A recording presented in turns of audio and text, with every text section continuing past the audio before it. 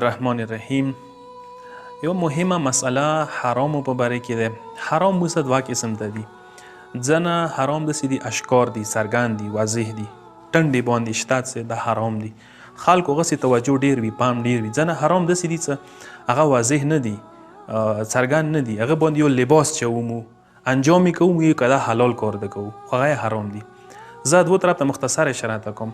واضح حرام انده دي چې مثلا سود ده انسان کوي حرام ده، غلا کوي حرام ده، غصب کوي حرام ده، رشوت کوي حرام ده، یتیم مال خوري حرام ده. دا ټول ته واضح دي، معلوم دي. ځنه حرام داسې دي چې هغه یو لباس کې مو کوو، پاسونه یو لباس وچو د حلالو، و ټولو ته واضح نه وي چې دا حرام دي که حلال دي، خو وي د حرام.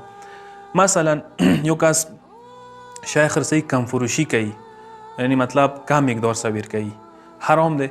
یا معامله کوي چې اوسه دوکه ورکي کوي، ملاوات ورکي کوي، اوریجنل مال په ځای 2 نمبر مال ور کوي، حرامه معامله ده.